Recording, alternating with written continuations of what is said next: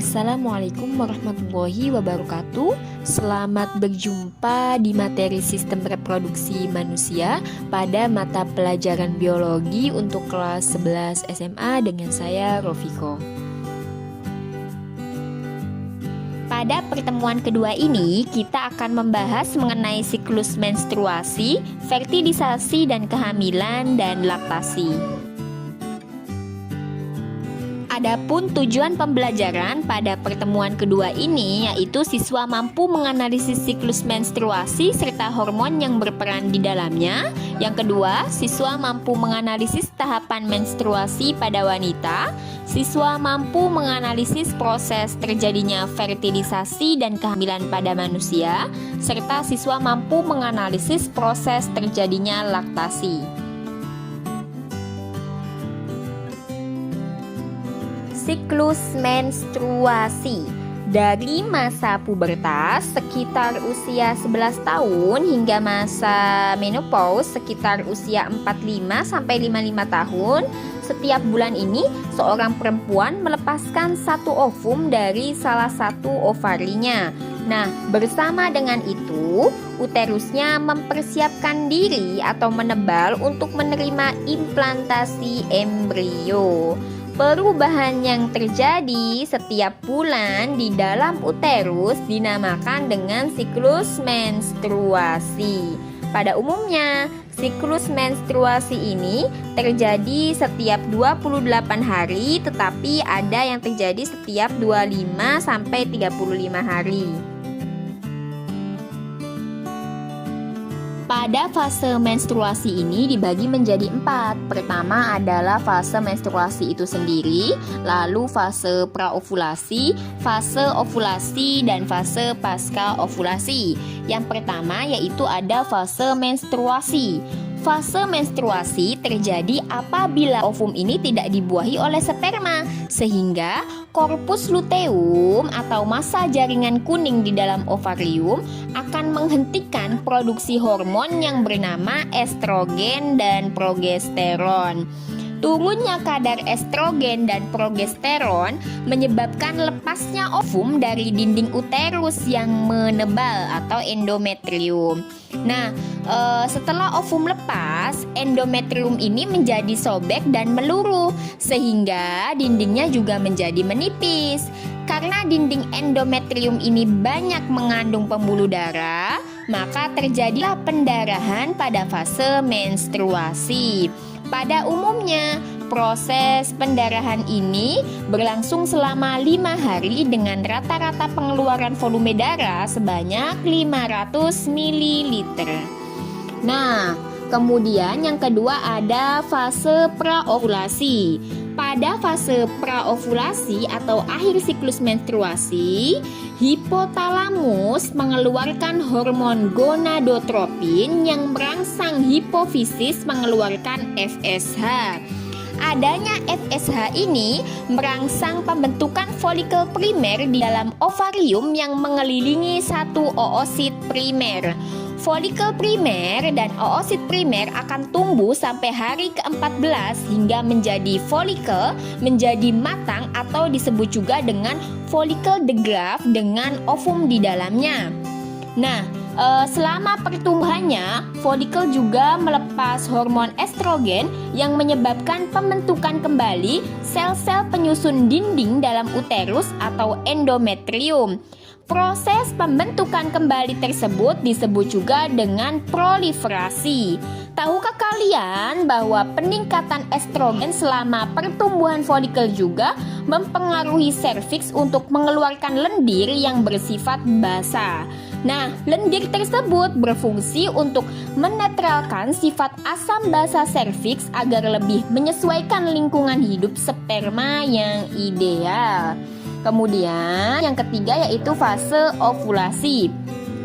Ovulasi adalah fase di mana terjadi perubahan produksi hormon. Peningkatan kadar estrogen selama fase praovulasi menyebabkan terjadinya hambatan terhadap pelepasan lanjutan FSH dari hipofisis. Turunnya konsentrasi FSH ini menyebabkan hipofisis melepaskan LH yang merangsang pelepasan oosit sekunder dari folikel de Graaf. Kondisi tersebut disebut juga dengan ovulasi, yaitu saat terjadi pelepasan oosit sekunder dari folikel de Graaf dan siap dibuahi oleh sperma. Umumnya ovulasi ini terjadi pada hari ke-14. Lalu apa saja sih tanda-tanda dari ovulasi ini?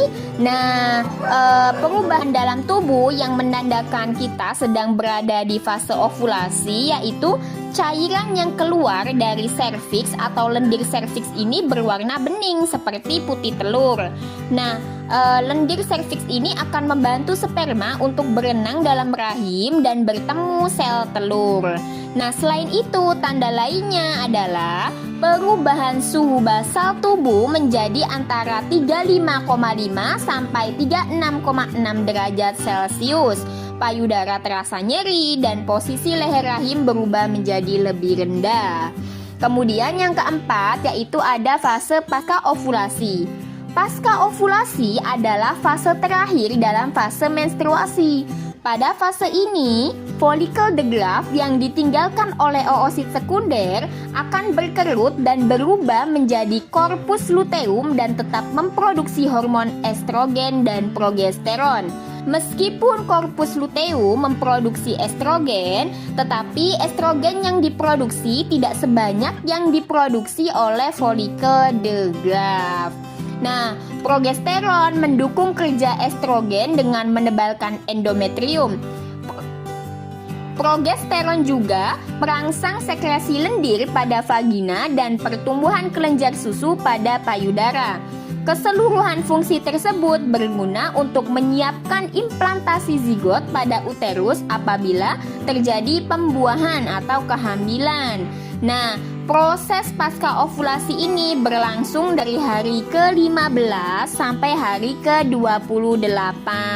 Namun, apabila sekitar hari ke-26 tidak terjadi pembuahan, korpus luteum akan menua berubah menjadi korpus albikan sehingga tidak menghasilkan hormon lagi. Nah, korpus albikan ini memiliki kemampuan produksi hormon estrogen dan progesteron yang rendah. Oleh karena itu, konsentrasi estrogen dan progesteron akan menurun. Nah, penjelasan mengenai fase pada siklus menstruasi serta hormon yang berperan di dalamnya dapat kalian lihat lagi pada gambar ya. Jadi, fungsi dari siklus menstruasi ini adalah menyediakan lingkungan yang sesuai bagi perkembangan janin. Namun, jika fertilisasi dan implantasi tidak terjadi, dinding uterus atau endometrium yang menebal akan meluruh atau mengalami ruptur. Akibatnya, sejumlah kecil darah, sisa-sisa sel, cairan jaringan, dan sekresi kelenjar akan dikeluarkan melalui vagina.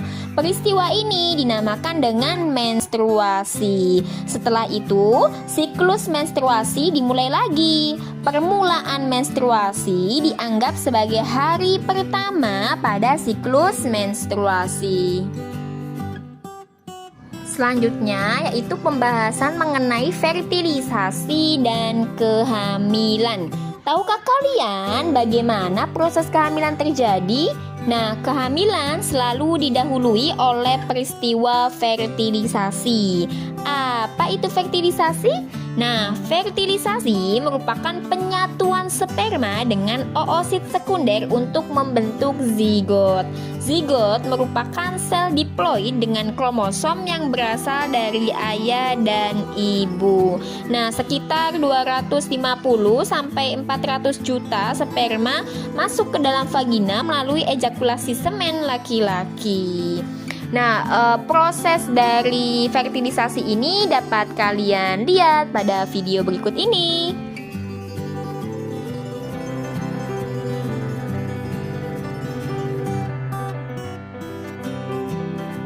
Sel telur keluar dari ovarium, ditangkap fimbriae, kemudian memasuki tuba Fallopi.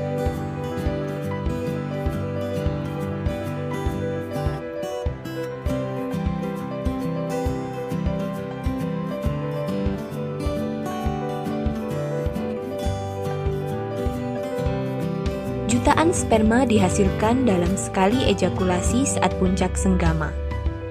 Sesaat setelah dipancarkan di dalam mulut rahim, sel sperma bergerak ke rongga rahim untuk mencari sel telur yang matang dan siap untuk dibuahi.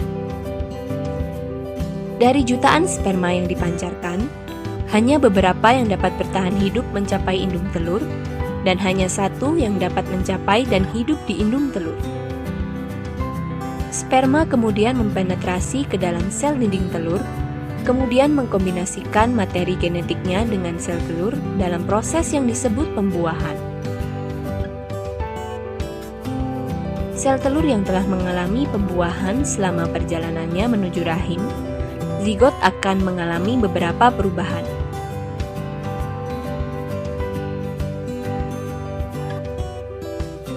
Di rahim, zigot akan menempel di dalam dinding rahim, dan disinilah zigot akan berkembang menjadi embrio dan akhirnya akan menjadi janin.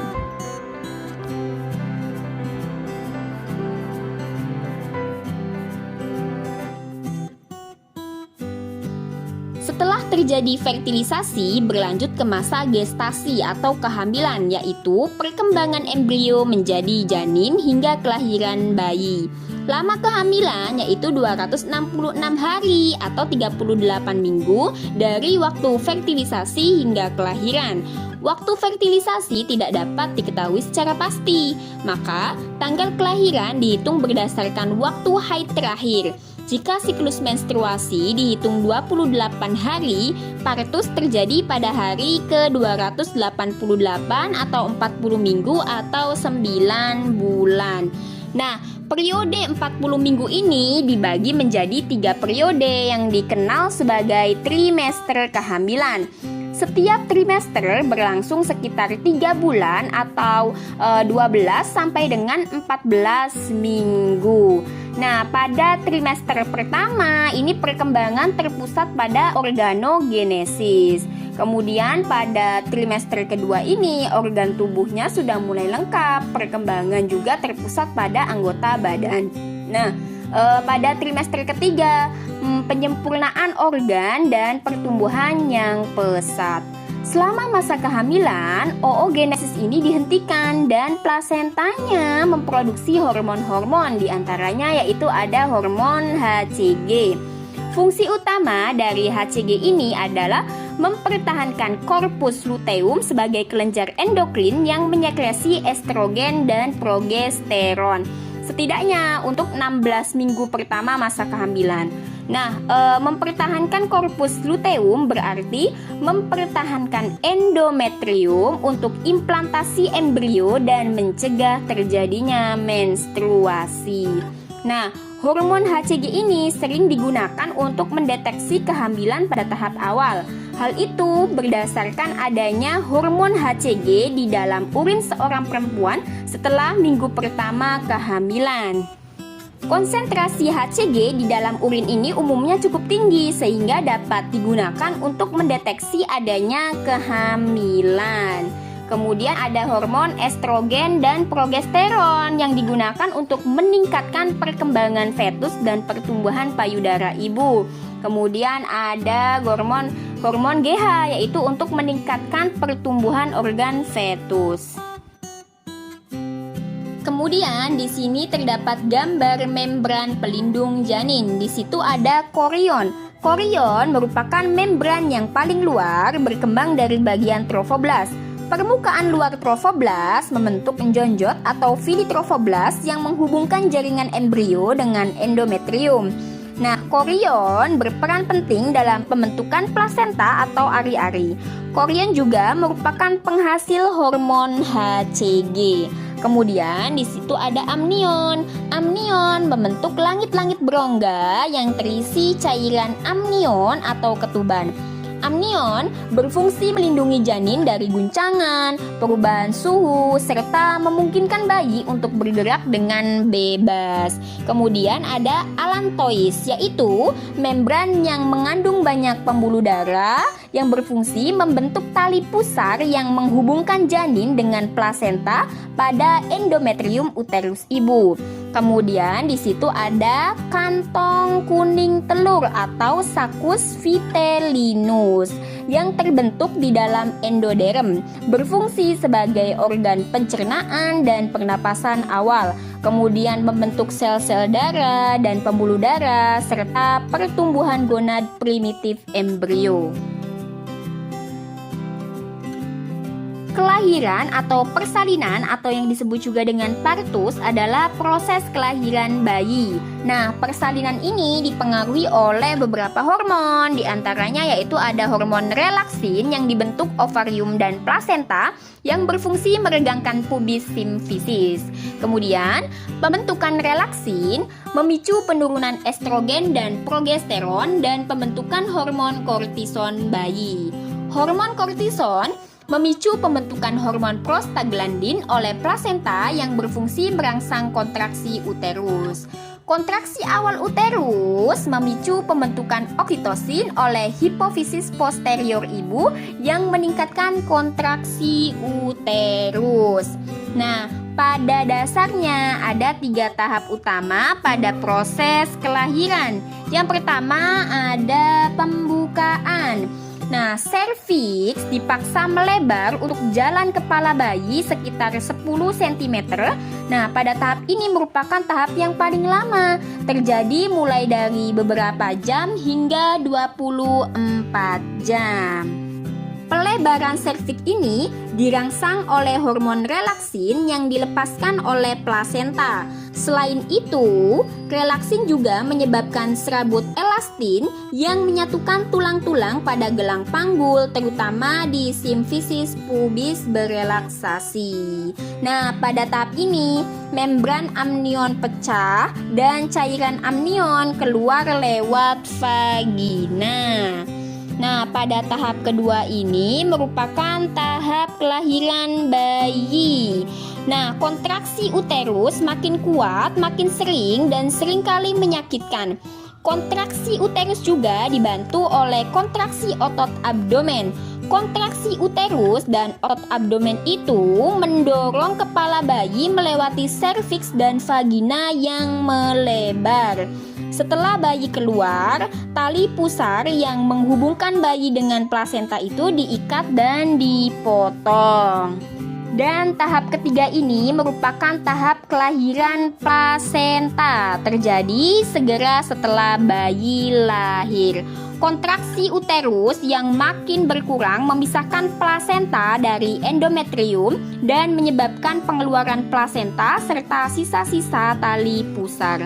Perubahan suhu yang dirasakan oleh bayi yang baru lahir merangsang bayi bernapas untuk pertama kali dan biasanya ia akan menangis. Nah, dalam beberapa hari, sisa tali pusat yang menempel pada perut bayi ini akan mengerut dan mengering. Kemudian terlepas meninggalkan suatu tanda bekas luka yang dinamakan dengan pusar.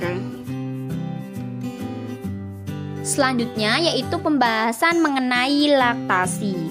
Umumnya dalam waktu 3 atau 4 hari setelah kelahiran, bayi mulai menyusu. Nah, sebelumnya yaitu selama masa kehamilan, kelenjar air susu membesar sebagai akibat pertambahan jumlah sel-sel penyekresi air susu yang dipengaruhi oleh hormon estrogen dan progesteron. Pembentukan air susu ibu atau ASI itu sendiri sesungguhnya dihambat oleh hormon progesteron. Namun, sebelum proses kelahiran, saat kontraksi progesteron menurun tajam, laktasi ini dimulai. Yang dimaksud dengan laktasi adalah pembentukan, pelepasan, dan pengeluaran ASI. Laktasi dipengaruhi oleh beberapa hormon, yaitu ada hormon mamotropin yang berfungsi untuk meningkatkan pertumbuhan payudara ibu. Kemudian ada hormon estrogen dan progesteron yang berfungsi untuk mencegah pengeluaran ASI saat masa kehamilan. Selama kehamilan, estrogen merangsang perkembangan duktus atau saluran kelenjar, dan progesteron merangsang pembentukan alveolus lobulus dalam payudara. Sejak bulan kedua kehamilan, plasenta mengeluarkan banyak HPL yang berperan dalam pertumbuhan payudara, puting, dan areola. Kemudian ada hormon prolaktin yang berfungsi untuk menstimulasi pengeluaran ASI setelah masa kehamilan. Dan ada hormon oksitosin yang berfungsi untuk merangsang kelenjar mamae untuk pengeluaran air susu. Nah, air susu ibu ini merupakan makanan utama dan terbaik bagi bayi. Di dalam ASI terkandung protein, lemak, gula, vitamin, dan garam-garam yang diperlukan bayi untuk memenuhi kebutuhan energi dan pembentukan jaringan-jaringan tubuhnya. Namun, ASI mengandung hanya sedikit zat besi untuk pembentukan hemoglobin. Semua zat besi yang diperlukan untuk minggu-minggu atau bulan-bulan pertama setelah kelahiran disimpan di hati janin selama masa kehamilan. Air susu ibu yang pertama kali terbentuk dinamakan dengan kolostrum. Kolostrum berwarna kuning dan lengket serta mengandung lebih banyak protein dibandingkan ASI yang terbentuk kemudian. Kolostrum juga mengandung antibodi-antibodi penting yang meningkatkan daya tahan tubuh terhadap infeksi mikroorganisme. Kolostrum tidak mengandung lemak dan hanya sedikit mengandung gula susu atau laktosa. Lemak dan laktosa terdapat pada ASI 3 atau 4 hari setelah kelahiran. Air susu ibu dapat meningkatkan kecerdasan bayi karena mengandung berbagai nutrisi yang diperlukan oleh otak, seperti taurin, laktosa, dan asam lemak ikatan panjang. Karena mengandung zat gizi terbaik dan lengkap bagi bayi, baik kualitas maupun kuantitasnya, dianjurkan bayi ini mendapat ASI eksklusif selama 6 bulan pertama kehidupannya. Yang dimaksud dengan ASI eksklusif adalah pemberian ASI tanpa makanan tambahan seperti susu formula, buah, bubur, dan air putih. Secara psikologis, bayi yang diberi ASI merasa lebih tenang dan lebih nyaman karena terjadi hubungan batin yang kuat antara ibu dan bayinya. Nah, di samping bermanfaat bagi bayi, menyusui juga memiliki banyak manfaat bagi ibu. Di antaranya dapat mengurangi pendarahan pasca melahirkan sehingga mencegah anemia, kemudian memperkecil resiko terjangkitnya kanker payudara dan kanker ovarium. Oke, cukup sekian penjelasan materi pada pertemuan kedua. Sampai berjumpa di pertemuan berikutnya. Terima kasih. Wassalamualaikum warahmatullahi wabarakatuh.